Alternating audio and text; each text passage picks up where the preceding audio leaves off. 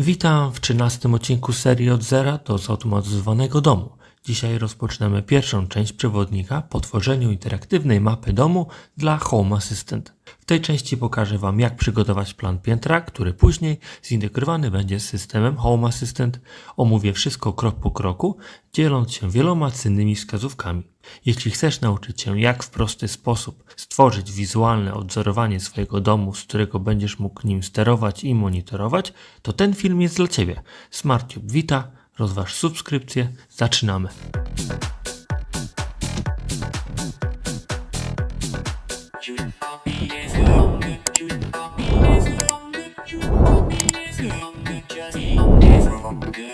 Zaczynamy od pobrania wszystkich potrzebnych rzeczy. Najważniejszą rzeczą jest oczywiście Sweet Home 3D, w którym będziemy tworzyć rzut domu, plan naszego domu i tu ściągamy odpowiednią wersję. Ja mam instalator Windows, więc to musimy ściągnąć.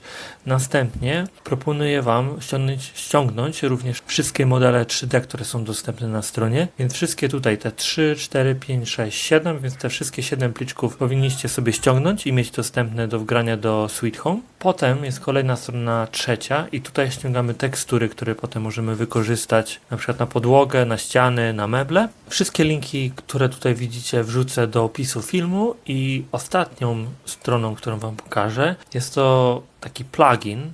Będzie on w zakładce Tools w Sweet Home 3D. Jest to Automate Lights Rendering, czyli to narzędzie pozwoli nam w łatwy sposób stworzyć dużą ilość zdjęć naszego rzutu z włączonym każdym osobno światłem, a takie coś normalnie byście musieli robić ręcznie, czyli każde światło, powiedzmy macie 30 świateł i każde światło byście musieli włączać osobno i renderować. Ten plugin pozwoli Wam to jednym kliknięciem stworzyć te wszystkie zdjęcia Waszego domu. No to ściągamy to wszystko i zaczniemy od instalacji Sweet Home'a.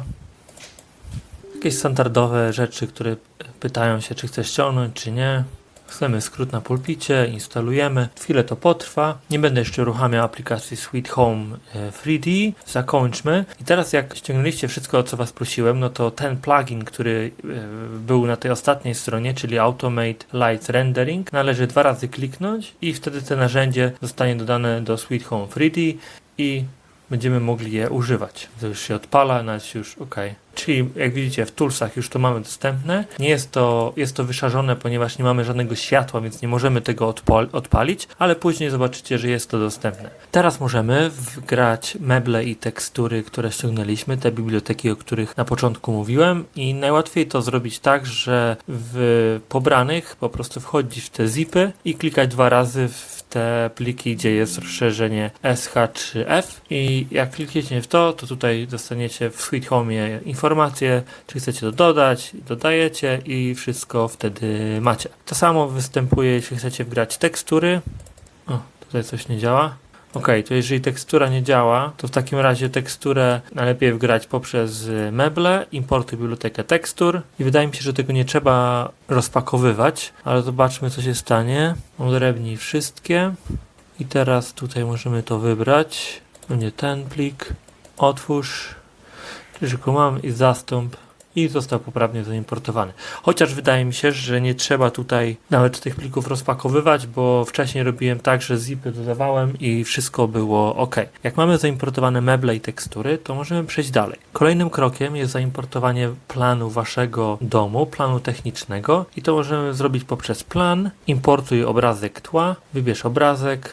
Ja zacznę sobie od parteru i jak dodamy, to co musimy zrobić, to jest bardzo ważne. Musimy paskiem pokazać, jaka jest odległość na rzucie i ile to jest w rzeczywistości. Czyli tutaj na przykład wiem, mam napisane, że jest 2 metry, więc tą ścianę zaznaczę i tutaj trzeba wpisać, że ten pasek na tym obrazku to 2 metry. 2 metry i 2 centymetry. OK i dalej. I teraz tutaj punkt początkowy obrazku może być tutaj nie wiem do końca co to znaczy, ale dostawiałem to zawsze tak, że tutaj jest ten punkt 00 i następnie zakończ. I teraz jak widzicie, rzut techniczny naszego domu znalazł się w Sweet Home i możemy w łatwy sposób stworzyć wszystkie ściany. I jak będziemy tworzyć ściany, to najlepiej je kończyć, gdy schodzą się z inną ścianą. Pozwoli to nam potem na łatwe ich edycję, ponieważ będziemy robić tak, że niektóre ściany będą standardowo wysokie, niektóre będziemy ucinać w jakimś kawałku, a tam gdzie są okna, to też robimy ściany, a potem wstawimy w te miejsca okna. No i drzwi tak samo. Dobra, to teraz możemy rozpocząć tworzenie ścian i tu jest taki przycisk ściana i plusik, to klikamy w to. Tutaj dostajemy wskazówkę, jak tworzyć te ściany, ale to ja Wam będę mówił po prostu i zobaczycie, jak to wygląda. Lewym przyciskiem myszy klikamy na początek ściany i rysujemy ją dalej i tak jak mówiłem, kończymy tą ścianę najlepiej, kiedy ona się rozchodzi na inną ścianę albo jest zmiana kierunku tej ściany, więc tutaj klikam znowu lewy przycisk myszy i to jest jakby ten koniec tej ściany. Teraz co mogę zrobić, to klikam Escape i to jest jako jedna ściana i od tej ściany lecę kolejną ścianę, znowu lewy przycisk myszy rozpoczynam, lewy przycisk myszy kończę i Escape i kolejna ściana. Tu mogę od razu przejść. Też zrobić tą ścianę, lewy przycisk, lewy przycisk rozpoczynam, lewy przycisk kończę i Escape. I tutaj znowu kolejna ściana, akurat taki słup jest, też go tworzymy, Escape. Lewy przycisk myszy i jak mówiłem, okna też robimy całą ścianę, ale też bym zakończył, czyli tą ścianę zakończę przed oknem, klikam lewy, Escape i same okno jakby jako osobna ściana, lewy przycisk myszy, Escape, lewy przycisk myszy kończę lewym przyciskiem myszy i zamykam ścianę Escape'em. I tak wszystkie ściany musimy obejść i to ja już zrobię na przyspieszonym materiale, więc wracam do Was, jak będę miał skończone.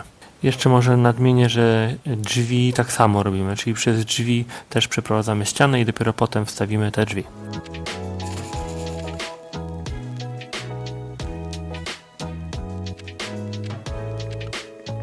No i mamy już ściany gotowe. Wydaje mi się, że wszystko zrobiłem. Tak patrzę, czy czasem coś pominąłem, ale wydaje mi się, że wszystko jest. Dobra, to teraz kolejny krok, jaki zrobimy, to stworzymy pokoje i to nam stworzy podłogę, więc tutaj klikamy stwórz pokoje i dostajemy wskazówkę, jak możemy tworzyć pokoje, czyli możemy klikać sobie w każdy róg pokoju i to nam stworzy ten pokój. Na końcu klikając Escape'em po dodaniu ostatniego rogu, albo jeżeli mamy pokój zamknięty wszystkimi ścianami, to jak klikniemy 2 razy wewnątrz tego pomieszczenia, to stworzymy automatycznie pokój. Więc co ja teraz zrobię, to jak widzicie, mam takie pomieszczenia i tak, to jest jedno pomieszczenie, wiatrołap, kotłownia, WC.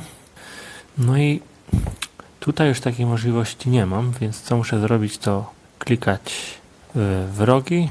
To jest akurat garaż, więc klikamy we wszystkie rogi pomieszczenia. Wydaje mi się, że to zrobię coś takiego, ten garaż wygląda. I ostatni, dobra. I teraz ostatni róg dodany, więc klikam Escape i mamy nasz garaż dodany. I teraz robimy kolejną część i myślałem, że tutaj jest wiatrołap i tutaj też różnie dodać jako przedpokój, ale zrobimy to tak, że kuchnia będzie na równi tutaj do schodów, a reszta to będzie salon. I tak idąc w dół do ścian i tutaj na równo kończymy.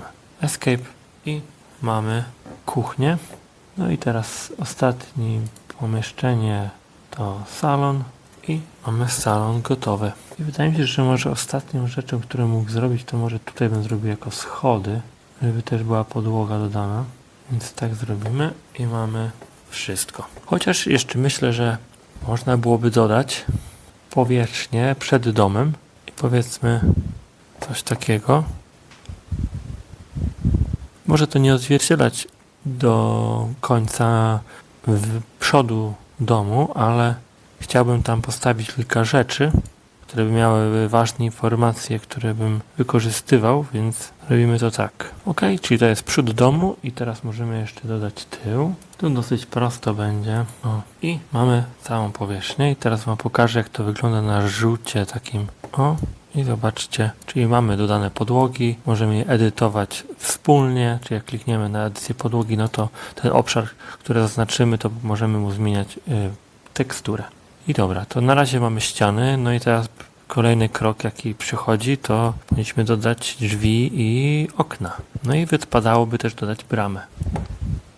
Szukając jakiegoś modelu, tu na przykład teraz, jak mówiłem, przechodzimy do drzwi i okien, może się zdarzyć, że nie znajdziemy, co nas interesuje, co wygląda tak jak w naszym domu, to w internecie znajdziemy dużo modeli 3D, które możemy wgrać do Sweet Home. Ja Wam polecam stronę 3dwarehouse.sketchup.com i tutaj wystarczy wpisać, co nas interesuje, czyli na przykład po polsku lub po angielsku będzie jedno i drugie będzie działało. Na przykład wpisujemy door i ja teraz poszukuję drzwi wejściowych, które mają mniej więcej podobny styl jak moje drzwi aktualne. Możemy jeszcze trochę zacieślić wyszukiwanie i na przykład wpisać front door. Teraz może znajdziemy to, co mnie interesuje. Powiedzmy, że to są te drzwi, które chciałbym dodać. I jak w to wejdziemy, no to mamy teraz taką możliwość, że możemy to ściągnąć, ale w różnych formatach. Format, który Sweet Home lubi, to Collada File. Jeżeli to klikniemy, to ściągnie nam się plik zip i przy okazji jeszcze chciałbym ściągnąć bramę garażową, którą też sobie znalazłem, garage door, mam, którą chcę dodać i również Collada File. I teraz możemy przejść do Sweet Home. I w Sweet Home co robimy? Wcześniej ładowaliśmy bibliotekę mebli, teraz importujemy meble. Wybieramy meble, które ściągaliśmy i teraz ściągnęliśmy Garage Door i Untitled, więc zacznę od drzwi. Wchodzimy drzwi, wybieramy OK, przechodzimy dalej. I ten krok jest bardzo ważny, ponieważ musimy ustalić, gdzie jest prawy bok, gdzie widzimy drzwi z przodu i z góry. Tu akurat trafiło nam się, że jest poprawnie, więc co robimy, to bierzemy dalej. Możemy teraz to nazwać drzwi wejściowe. Zazwyczaj już mamy jakąś tam nazwę wpisaną i kategorię. Jeżeli chodzi o kategorię, to ja pomyślałem, że te nowe rzeczy będę dawał do nowego katalogu użytkownik, dlatego żeby łatwo te nowe rzeczy znaleźć, które mnie interesują. Więc tutaj jest OK, szerokości potem możemy i tak sobie zmienić i to jest typ drzwi albo okno, OK, chodzimy dalej, zakończ. I teraz tworzy nam się nowy katalog i drzwi wejściowe. Widzę, że automatycznie te drzwi mi się dodały, więc teraz wsadzę je w miejsce, gdzie mam te drzwi, czyli tutaj. I teraz możemy przejść na rzut i spojrzeć, jak to wygląda. Dosyć dobrze, chociaż co mi się nie podoba, to że jest uchwyt taki sam chyba z dwóch stron. Trochę nie jest tak w rzeczywistości, czyli taki uchwyt to jest raczej z jednej strony, a z drugiej strony jest po prostu klamka. Ale okej, wydaje mi się, że jest w porządku. Możemy tak to zostawić, no jeżeli później to zmienimy. I teraz drugą rzecz, mieliśmy bramę garażową i bramę też mamy dodane. I teraz musimy bramę wsadzić, ale widzimy, że ta brama jest znacznie za duża, więc od razu zmniejszamy wysokość, cofniemy, ale chcemy, czyli tutaj się zmniejsza, więc od razu skrócimy ją trochę i wsadzimy jeszcze. To zrobimy tak, tu wsadzimy dobrze, tak jak powinno być i tu teraz skrócimy. OK, teraz mamy bramę garażową, możemy spojrzeć, jak to wygląda i to jest front. OK, tu mamy, wydaje mi się, że jest to w porządku. Byście może pomyśleli, żeby mieć dwie opcje, powiedzmy otwieramy bramę garażową i na widoku powinna być ona otwarta. Ja w to się nie bawiłem poprzednim razem i teraz wydaje mi się, że też nie będę i może później jakoś bym chciał się w to pobawić, ale wydaje mi się, że tak to jest OK. Nie będę kombinował, więc mamy i drzwi, i bramę garażową i teraz jeszcze stawimy dla przykładu jedno okno i jeśli chodzi o okna, to wydaje mi się, że tutaj jest dosyć sporo różnych opcji i teraz wyszukujemy okna, które nas interesują.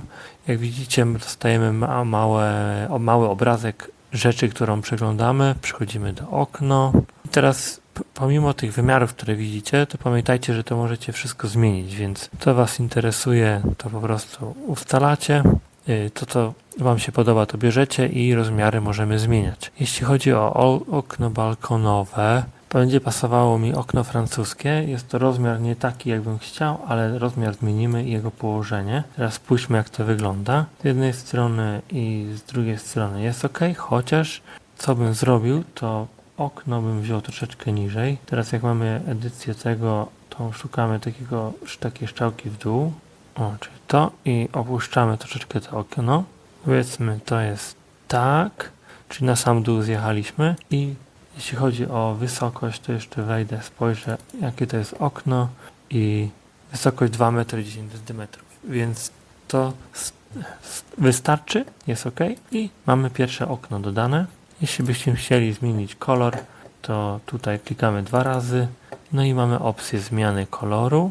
Ja jedyne co mi brakuje, to na przykład kolor antracyt i teraz nie wiem, jak bym mógł go tutaj wybrać, chociaż wydaje mi się, że jakbym teraz poszukał w internecie antracytu i jaki ma kod, to byśmy go znaleźli i moje okna by były w poprawnym kolorze, jak są w rzeczywistości. Może wejdę w internet i zobaczę. Kolor RAL jest 7016, więc możemy wrócić i w palecie wybieramy kolor RAL 7016 i 7016 to ten. OK. No i to już jakoś wygląda. Super. I o to chodziło. Dobra, to mamy pierwsze okno i wszystkie okna musicie zrobić wtedy podobnie. Nie będę tego z wami przechodził, drzwi również wiecie jak zrobić, więc teraz ja zajmę się drzwiami i oknami. Zrobię wszystko, wstawię wszystkie okna i drzwi i wracam do was. Jesteśmy na etapie, gdzie już mamy dodane wszystkie okna i drzwi. Nie było tego wiele, ale wydaje mi się, że już teraz jest tak, jakbym to chciał mieć. Zastanawiam się nad tym troszeczkę oknem, bo jest to okno wąskie, które zostało rozszerzone i po prostu te słupki lewe, prawe dosyć są szerokie, ale nie wiem jak to będzie wyglądało. Ok.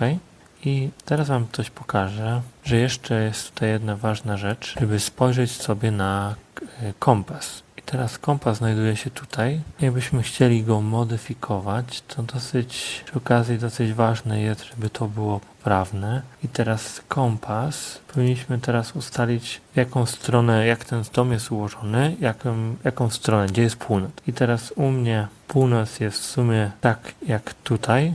Tu jedynie mogę wybrać, że to jest Europe, Warsaw i szerokość geograficzna.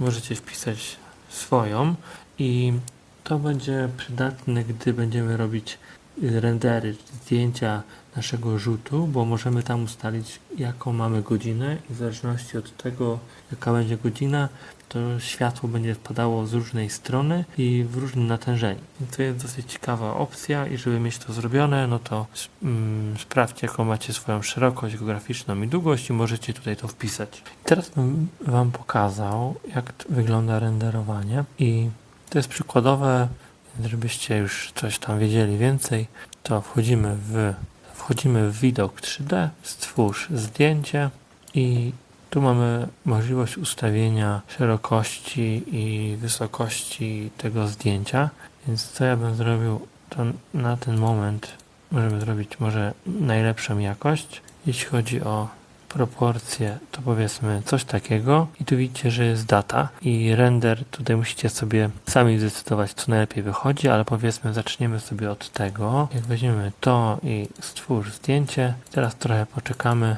aż ono się stworzy. Jak widzicie, tworzy się ona jakby klatka po klatce. Takie rendery będziemy jeszcze szlifować i zobaczymy, co jak będzie wychodziło, kiedy lepiej. Może włączymy te światło albo zmienimy jego natężenie, więc to jeszcze będziemy nad tym pracować, ale tak to mniej więcej wygląda, no i widać, co już razi w oczy, to, że jest bardzo mocne naświetlenie i tutaj jest wręcz to po prostu białe. I render się zakończył, teraz możemy go zapisać, powiedzmy tutaj. No i nasz pierwszy render nie wygląda zbyt dobrze. Pierwsze co razi to, że jest właśnie naświetlone bardzo mocno, ale jeśli chodzi o rzeczy, okna, no to te duże okna pozostawiają trochę do życzenia, więc to zmienię, żeby mi to po prostu pasowało. Pozmieniałem trochę okna, jak widzicie, zrobiłem je z cienkimi ramkami, to chyba były okna wystawowe.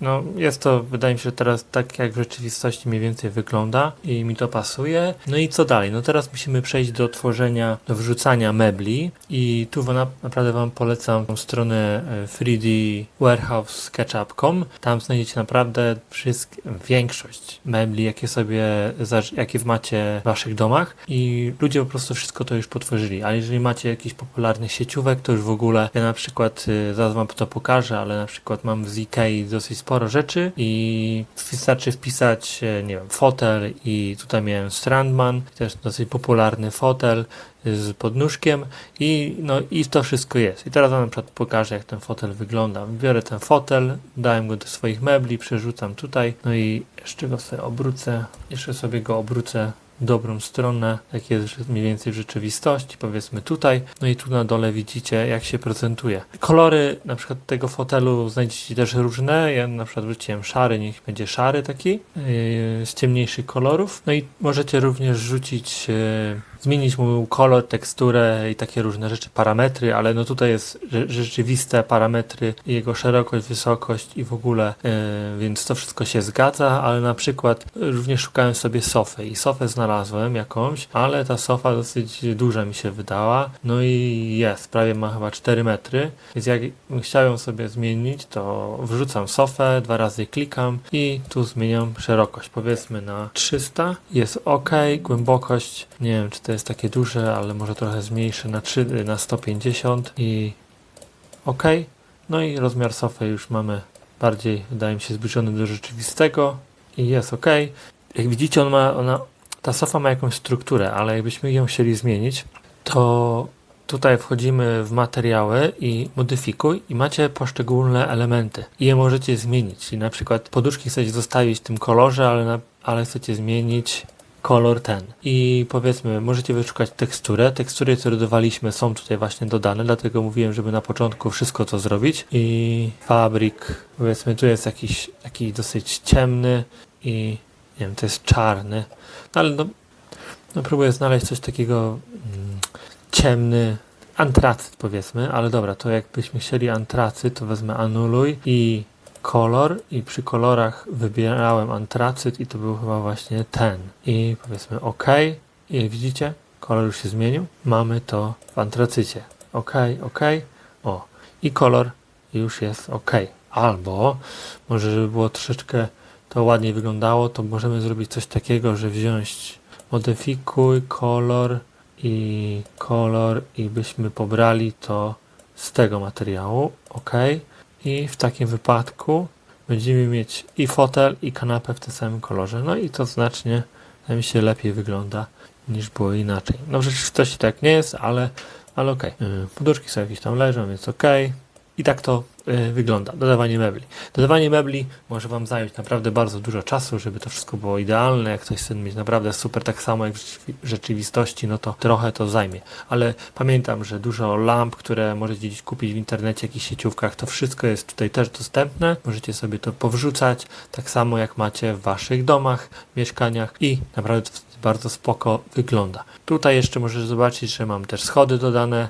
Mam takie i takie, będę jeszcze tym się bawił, jak to wygląda, ale widzicie, że możecie naprawdę zmieniać sobie wszystko, dostosowywać do waszych potrzeb i o to chodzi, więc teraz pewnie mi kilka dni zejdzie, żeby to wszystko zrobić tak jak chcę. Będę to robił tak, żeby odzwierciedlić w miarę kolory, elementy, czyli nie wiem, lustra, jakieś szafeczki, nie wiem, ubikacja tutaj, wiatrołap, czy w szafy mam wiatrołapie, tu jest kotłownia, jakiś piec, pralka, suszarka, to wszystko, odkurzacz tutaj wiszący, taki bez żadnych tam kabli i stoły, krzesła, to wszystko ładnie dodamy. Samochód również można dodać. Takie rzeczy też są tutaj dostępne. Jeżeli chodzi o podłogę, to też dosyć jest fajny patent. Podzieliliśmy podłogę na pokoje i teraz łatwo możemy wtedy to zmieniać. I dlaczego też dobrze było, żeby podzielić ściany na kawałki. I teraz na przykład możemy zaznaczyć sobie tą ścianę i ta ściana może być jako jedyna w cegiełkach. Resztę będą białe. I dlatego dobrze było to wszystko dzielić i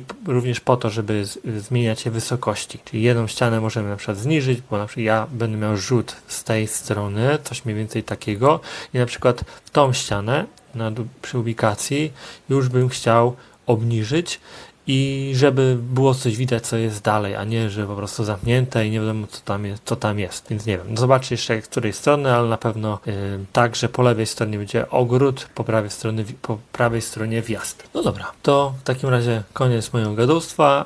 zabieram się do pracy, wy też, no i wracamy, jak będziemy mieć już całą chatę zrobioną w meblach. Jestem już po stworzeniu całego planu, mam już sporo mebli i nawet samochód. Kilka rzeczy jeszcze pozmieniałem, chyba wydaje mi się, że dodałem trawę i powiększyłem obszar przed domem, gdzie jest kostka. Teraz postaram się Wam dać wszystkie wskazówki, jakie mogą Wam się przydać przy wyrzucaniu mebli. I teraz ja większość mebli nie wziąłem z biblioteki Sweet Home'a i większość po prostu było mi wygodniej wyszukać na tej stronie, którą Wam podawałem, czyli 3D Warehouse. Tam możecie bardzo prosto wpisać nazwę, wydaje mi się, że najlepiej po angielsku i znajdziecie dużo przedmiotów i możecie wybrać te, które Wam się podobają. Tutaj jeśli chodzi o Sweet Home, to ja miałem taki problem, że powiedzmy wchodzę w kuchnię, no i muszę szukać między tym wszystkim. Czasami coś się nazywa tak i w ogóle, więc jakoś do końca nie byłem przekonany z tym, do tego, więc po prostu zacząłem szukać to wszystko w 3D Warehouse. Jeśli chodzi o podłogę, no po podłodze, no to klikamy 2 razy na podłogę, którą stworzyliśmy i tutaj teksturę, którą dodałem, załadowałem z internetu, czyli ściągnąłem obrazek paneli, jakie mam zamontowane i pobrałem tą teksturę i ją po prostu wybrałem. Jeśli chodzi o sufit, tutaj nic nie robiłem. Jeśli chodzi o ściany, no to na przykład tą ścianę, w sumie tak, większość ścian zrobiłem na kolor biały, bo one są chyba w kolorze jakimś szarym, więc wszystkie musiałem powchodzić i lewą i prawą stronę robić białą, z tym, że niektóre ściany mam w jakimś kolorze, na przykład tutaj mam teksturę i to jest jako beton jasny i to jest tekstura. I tutaj jak widzicie dodałem jakąś trawę, tutaj była jakaś też kostka brukowa, tutaj na przykład w łazience dodałem również teksturę, z internetu ściągnąłem zdjęcie moich kafli i po prostu wrzuciłem jako teksturę i jest to teraz wrzucone w łazience na podłogę i ściany. Możecie również zauważyć, że są lampy i jeśli chodzi o lampy, no to przy lampach jest taka rzecz, że te lampy które są w Sweet Home'ie, mają od razu źródło światła. Ja akurat wyłączałem te wszystkie źródła światła, czyli na przykład tutaj wchodząc w lampę wziąłem moc światła 0% i na końcu, jak miałem wszystko stworzone, wszystkie lampy dodane, to oczywiście jak mówię, włączamy ich moc światła, to potem wchodziłem w kategorię światła i na samym dole są żarowe źródło światła i ja akurat to wybierałem i po prostu wkładałem na te miejsca, gdzie są te światła. I co Wam może ułatwić, to, że albo nazywacie swoje przedmioty tak, żebyście mogli je ładnie posortować, ale ja na przykład na końcu dodawałem światła czyli wszystkie światła mam przy sobie, to się nam przyda później, zaraz Wam pokażę, o co mi chodzi. No i tu jedno akurat zrobiłem później troszeczkę, bo akurat o tym zapomniałem, no ale są one w miarę blisko. Jakbyście mieli to jakoś nazwane i posortowali po nazwie, to również wtedy będzie ok. Przy przedmiotach to jest troszeczkę, może być jakiś pewien problem, żeby ustawić na odpowiednich poziomach. Tak na przykład w łazience, powiedzmy mamy szafkę wiszącą, próbuję na nią wejść i tu mamy miejsca, w którym to się znajduje i jest podwyższenie i teraz szafka jest na podwyższeniu 70 cm. Przepraszam, to nie jest szafka, to jest blat, czyli blat znajduje się na wysokości 70 cm, ale jakbym wziął ten blat, teraz przesunął, to pod tym blatem jest szafka i ta szafka znajduje się na podwyższeniu 20 cm, ma wysokość 50 cm, czyli blat powinien się zaczynać na wysokości 70 cm, co widzieliście, że się wszystko zgadza. I tak możecie sobie wchodzić właśnie w te przedmioty i je ustawiać na odpowiednią wysokość. Potem jest zlew również też jest, przepraszam, to jest akurat kran, zlew, wszystko tak właśnie jest ustawiane. I to by było, jeśli chodzi o pozycję i wielkość mebli. No i widzicie, są te różne po prawej stronie rozmiary. Tu też możecie sobie to zmieniać. Jak klikniecie zachowaj proporcje, to wtedy wszystkie wymiary będą się naraz Wam zmniejszały, czyli proporcjonalnie. I tak wszystko sobie ustawiliśmy. Bardzo ważna rzecz, jeżeli ściągacie modele przy 3D Warehouse, to tam uważajcie na przedmioty, które mają rzeczy, które mają wysoką wagę, czyli najlepiej szukać takich przedmiotów, które mało ważą, powiedzmy tam kilkaset kilobajtów najlepiej i wtedy te przedmioty jak dodacie, to będzie renderowanie nie będzie wam sprawiało problemu. Jeżeli macie takie przedmioty, które ważą sporo mega, no to wasz komputer może mieć problem przy renderowaniu. Dlatego szukamy przedmiotów, które mało ważą. Jeżeli macie wybór między pięknym przedmiotem, który sporo waży, a powiedzmy średnim, który mało waży, ja bym wybrał ten średni, bo to naprawdę wam wtedy usprawni renderowanie, nie będzie to długo trwało i nie będziecie mieć z nim problemów. Tutaj widzicie na przykład jeszcze mam bramę, jakiś murek dodałem, śmietniki w różnych kolorach, nawet kotek sobie siedzi. Jest tego naprawdę sporo i przechodząc teraz do mojego rendera, wam pokażę jak to wygląda. Czyli tak wygląda render, który ma wszystkie zgaszone światła i zaraz wam opowiem więcej o tym, ale no to jest widok, który zaakceptowałem i mi się podoba. I tutaj ważna rzecz, jeśli chodzi o rzeczy. Niektóre rzeczy jak je ściągniecie, to mogą mieć taką strukturę, że będą się jakoś tak dziwnie mienić, jakby to było coś nie tak. Tak na przykład tutaj ta szyba w samochodzie, no to jakby coś z tym jest ewidentnie nie tak. Ale jak spojrzycie również na krzesła, które są przy stole, to one również są takie jakoś takie w kratkę, coś jest nie tak. I ja zauważyłem, że to jest powód ściąganych przedmiotów, po prostu jakoś renderowanie nie radzi sobie z tym i trzeba poprawić materiały, z których jest tworzony dany przedmiot. I teraz przejdę z powrotem do Sweet Home'a. Jeżeli klikniecie w 2 razy przedmiot i potem macie do wyboru materiały i możecie je modyfikować. I teraz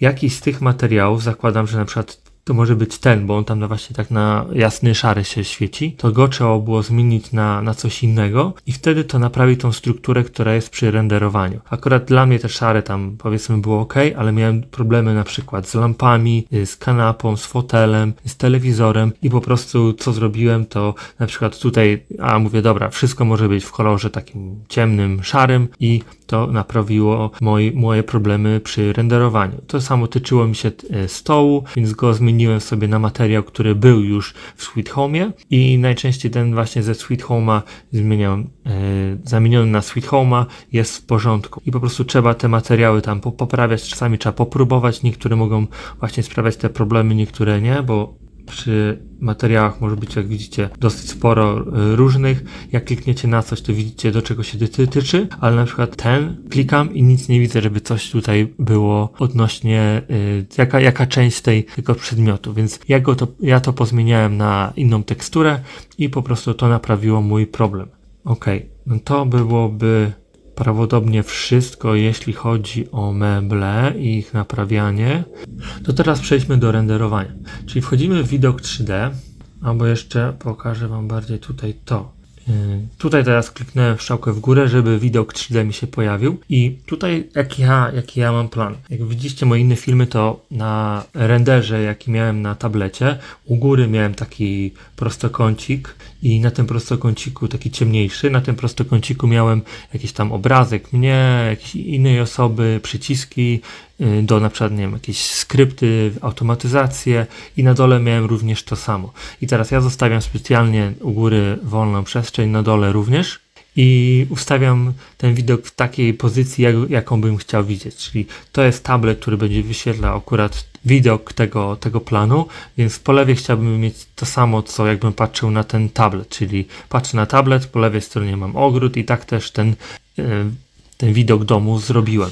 I tutaj musicie sobie ustawić właśnie ten widok z góry, jak go chcecie mieć w odpowiedniej pozycji widzieć. I jak to ustalicie i już to macie, powiedzmy, o dobra, to jest idealne, możecie renderować, zobaczyć jak to wszystko wygląda i wtedy w widoku 3D robimy zapisz punkt widzenia i ten punkt widzenia możecie sobie jakoś tam nazwać. I potem możecie, co później zrobić, możecie się ruszyć przez przypadek i potem chcecie mieć jednak te renderowanie zawsze z tego samego widoku, czyli te rendery muszą być takie same, bo będziecie nakładać różne obrazki na siebie później w Home Assistant. I robimy wtedy iść do punktu, klikamy na przykład Final i on ten sam widok nam pokaże.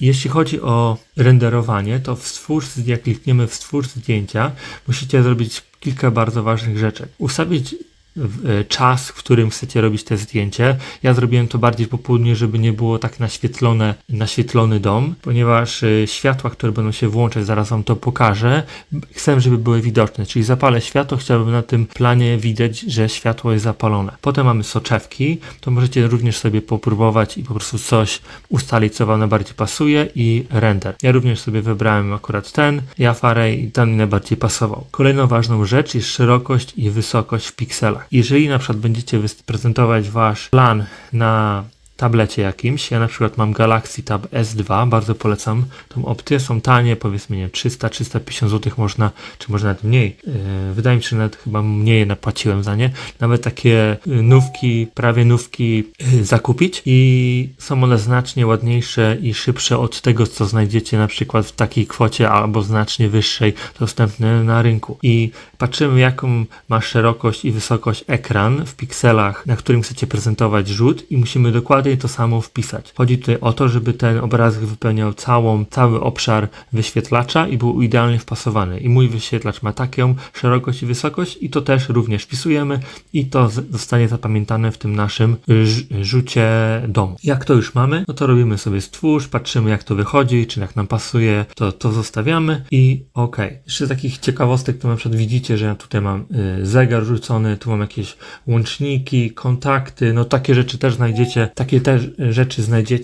Tutaj, nie wiem, garaż, tu mam jakieś półeczki, tu mam na bezpieczniki, tu też jakiś łącznik, rowery, więc to wszystko naprawdę, co sobie wyobrazicie, to powinno to wszystko być i powinny być dostępne modele do ściągnięcia za darmo. Widzicie, że niektóre ściany są zmniejszone, więc jak tam wchodzimy, klikamy 2 razy na ścianę i dlatego mówiłem, żebyście te ściany dzielili jak najczęściej. I teraz ja wchodzę w ścianę i po prostu ją zmniejszyłem, jej wysokość, żeby było widać, co jest za ścianą. Jest również możliwość robienia zdjęć przy otwartych drzwiach i zamkniętych, ale jakoś to nie przypadło mi to do gustu, więc ja będę miał po prostu jakieś ikonki, takie okrągłe, jak może widzieliście mój inny film, gdzie pokazywałem to, no to takie ikonki, które będą mówiły, czy drzwi są otwarte, czy zamknięte, i głównie chodzi to o zewnętrzne. W środku nie, ale na przykład te, które wychodzą na zewnątrz domu, no to będą ikonki, które będą miały kolor taki świadczący o tym, że jest po prostu, że są drzwi otwarte. Jeżeli już macie gotowy render i jesteście z niego zadowoleni, no to czas zrobić zestaw taki dla Home Assistant, który nam pokazywanie, odzwierciedlanie włączonych świateł w waszym domu. Tylko żeby do tego się przygotować, to musicie pododawać te światła, o których wam mówiłem, żeby to robić na końcu. Tu wam jeszcze to pokażę. I teraz każde światło dodajemy. Ważne tu jest to, że trochę wam zejdzie na ustawianiu tych świateł, ponieważ jak macie jakieś światło, no to możecie ustawić moc światła i jego wysokość, czyli podwyższenie. I teraz jeżeli zrobicie moc światła wysoką i na przykład będzie to światło przy ziemi, no to potem te światło będzie tak mocno świeciło, że na renderze po prostu będzie wszystko tak jasne, że tam nie wiadomo, co będzie. Więc musicie po prostu poustawiać sobie odpowiedniej wysokości i odpowiednią moc. Najlepiej to zrobić tak, że macie wszystkie światła włączone, odpalacie render i patrzycie, czy wam to się podoba. Jak nie, no to musicie to wtedy zmieniać, poprawiać, żeby to jakoś ładnie po prostu wyglądało. I jeżeli to mamy już gotowe i jesteście zadowoleni z tego, jak te światła świecą, no to co robimy? To teraz wykorzystamy nasz plugin, który ściągnęliśmy na początku, który jest w Toolsach, Automate Lights Rendering. Co zrobimy? To musimy zaznaczyć tutaj lewym przyciskiem myszy, potem z Shiftem klikamy ostatni, nam wszystkie się światła zaznaczają, potem jeżeli klikniemy Ctrl, to możemy wybrać pojedynczo światła, dodajemy back i teraz mam wszystkie światła zaznaczone i co robię? Wchodzę w Tools, Automate Lights Rendering. Widzicie, że są wszystkie światła wypisane. Klikamy stwórz. Tam musimy wybrać lokalizację, w której chcemy zapisać wszystkie rendery. I jak to zrobimy? No to wszystkie rendery będą się robić w kolejce. Nie musimy nic klikać, nic robić. Wszystko zostanie wykonane. I jak to wygląda jak to będzie wyglądało na końcu, tu wam pokażę. I tak, jeden render, który jest stworzony, to są wszystkie światła zapalone i to wygląda u mnie tak. Drugi render, wszystkie światła zgaszone i potem po kolei każde światło jest włączane. I tutaj wam przejdę przez wszystkie. Wiatrołap, tutaj mamy już WC, przedpokój, stół, salon, tutaj taka lampka boczna, tutaj LEDy są nad telewizorem, na schodach, tutaj LEDy pod kuchnią, nad zlewem, tutaj nad blatem i jeszcze światła, które są akurat włączają się u góry, ale też chciałbym widzieć, że one są włączane na schodach. Garaż, zewnętrzne z tyłu i to są wszystkie światła. I widzicie, tutaj każde światło jak będzie włączone, to będzie odzwierciedlone potem na planie i będę widział, że jakieś światło jest włączone. Może być również jakaś ikonka, która będzie świadczyła o tym, że światło jest włączone, no ale może być tak naprawdę to i to, ale fajnie, że widać, że światło jest włączone, daje to jakiś fajny efekt. I na przykład to jest o tym, co mówiłem, czyli jak widzicie, te światło świeci, no to jest dosyć jasny punkt i nie wiem, no tak to różnie wygląda, ale wydaje mi się, że było jeszcze gorzej, ja teraz zmniejszyłem to światło, ale no teraz widać, że też jest włączone. Jak zrobicie sobie coś raz, to nie znaczy, że potem możecie tego nie zmienić, że nie możecie tego zmienić. No, robicie od nowa, poprawiacie sobie i renderujecie i w Home Assistant od nowa sobie wszystko wrzucicie. Ale dobra, na ten moment to jest wszystko. Mamy gotowe wszystkie rendery, jakie będziemy wrzucać do Home Assistant. I na tym etapie, gdy mamy już wszystkie rendery gotowe do wrzucenia do Home Assistant, chciałbym zakończyć tą część, jest to część pierwsza.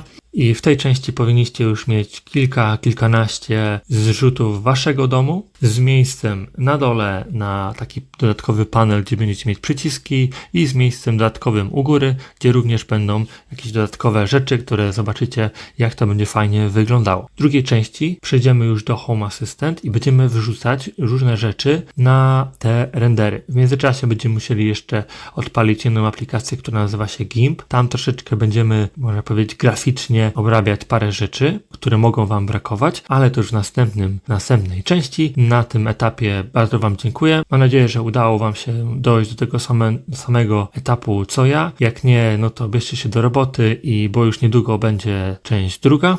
Jeżeli macie jakieś pytania, to zapraszam do komentowania. Rozważcie subskrypcję. Dzięki za oglądanie. Cześć.